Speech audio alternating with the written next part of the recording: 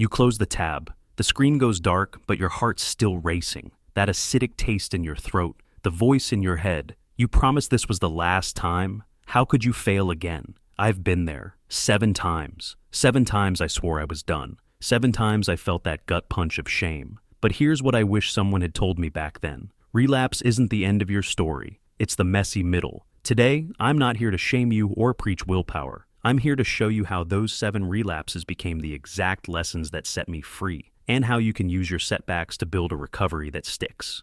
After my second relapse, I did what most of us do. I called myself every ugly name in the book. Weak, pathetic, hopeless. But here's the cruel irony. Guilt doesn't keep you from relapsing. It guarantees you'll relapse again. Relapse isn't a failure of character. It's a failure of strategy. My third slip-up taught me this. I wasn't broken because I kept relapsing. I was using the wrong tools for my triggers. Imagine trying to fix a leaky pipe with duct tape. Every time it bursts, you blame yourself. Why am I so bad at plumbing? Instead of asking, what tool do I actually need here? Relapse is that leak. Shame is the duct tape. After relapse number 4, I stopped asking, why am I so weak? And started asking, what's the pipe here? What's really leaking? For me, loneliness, boredom, stress I didn't know how to handle. Relapse became my diagnostic tool, not my damnation.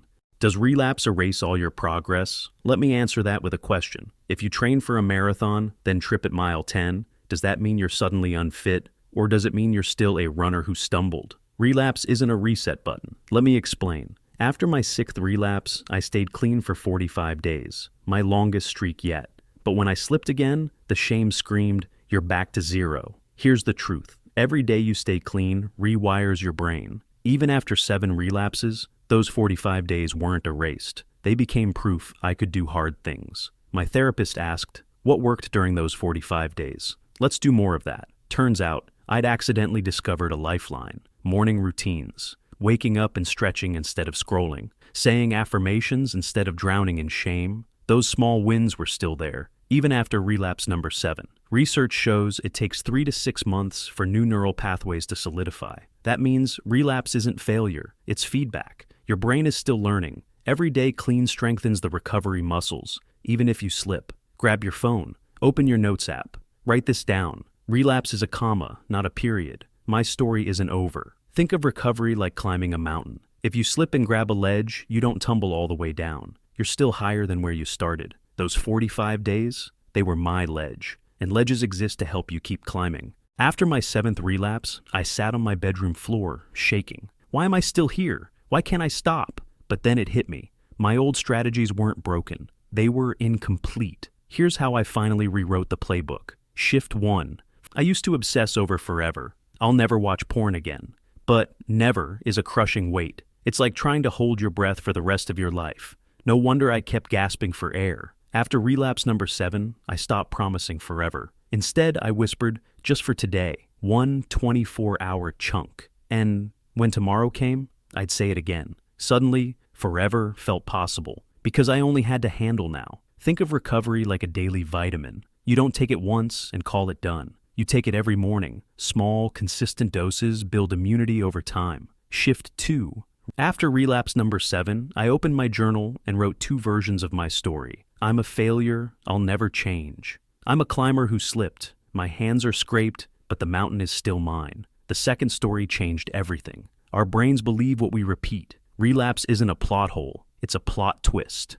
So, I rewrote my script. This isn't failure, this is data. What's this urge trying to teach me? Turns out, my 7th relapse happened at 10 p.m. Lonely, bored, mindlessly scrolling. So I deleted social media after 9 p.m. and replaced it with library ebooks. Relapse wasn't my enemy, it was my tour guide, showing me where the path got slippery. Shift 3. Cravings are like waves. They peak, then crash. My therapist taught me, you don't have to ride the wave, just outlast it. When an urge hits, set a timer for 10 minutes. Do anything else. Push-ups, a cold shower, even screaming into a pillow. 9 times out of 10, the urge passes. It's not willpower, it's waiting out the storm. After relapse number 7, I used those 10 minutes to call my sister. We talked about her toddler's obsession with mud. By minute 8, the urge was gone.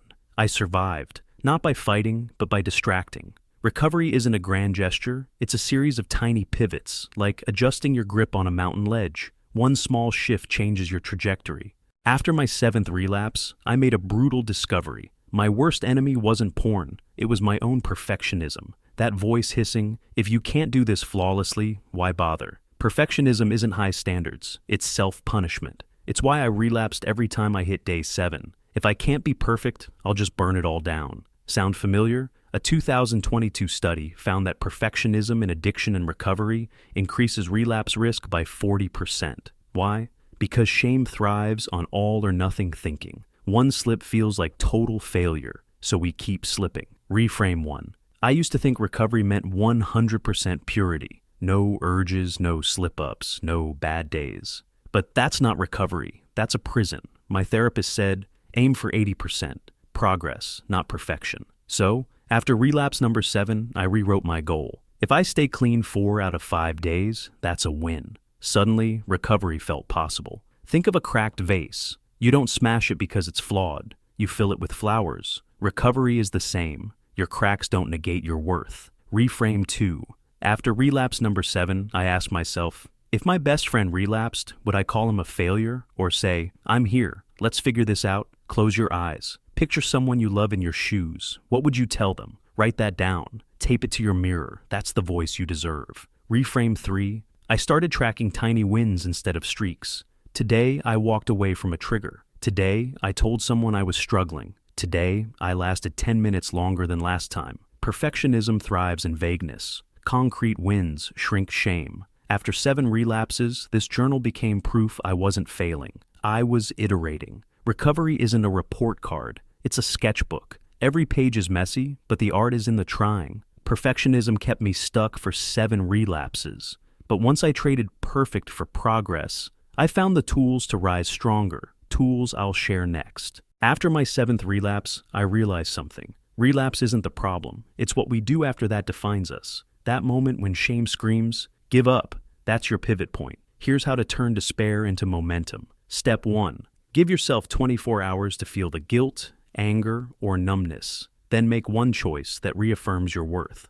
After relapse number 7, I took a cold shower to shock my system out of shame. Texted a friend, I'm struggling, can we grab coffee? Wrote one sentence in my journal, I am more than this moment. Shame thrives in isolation. One small act of self-compassion disrupts the spiral. You're not fixing the relapse. You're proving you're still in the fight. Think of it like rebooting a frozen computer. You don't throw it out. You restart and run a system check. The 24-hour reset is your reboot button. Step 2, the why behind the relapse. Grab a notebook. Answer these questions after a slip-up. Where was I? Alone in my room at 11 p.m. What did I feel? Lonely, bored, anxious about work. What did I really need? Connection, stress relief, sleep.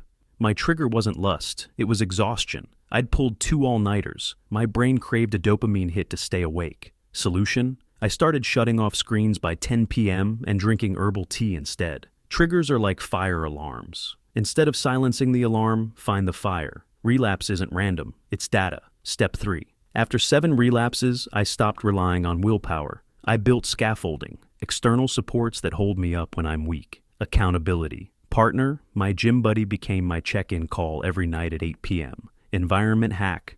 I moved my router to the living room. No more late-night privacy for porn. Distraction, kit. A box under my bed with Sudoku, stress balls, and a list of urge survival playlists. Stanford research shows habit change is 75% environment, 25% mindset. Scaffolding does the heavy lifting, so your willpower isn't drained. Recovery isn't about being a hero. It's about being an architect. Build guardrails, not guilt. 7 relapses taught me this. The deeper you fall, the clearer you see the way up. 7 relapses. 7 moments where I thought, this is who I am now. But here's what I learned. Relapse isn't a label, it's a lesson. And lessons only stick if we choose to learn from them. Right now, you might feel like you're back at square one. But square one isn't a prison, it's a starting line. Every relapse taught me something new. My triggers, my needs, my why. And that knowledge, it's power. Raw, unfiltered power. Think of your recovery like a mountain. You don't hate the climber who slips.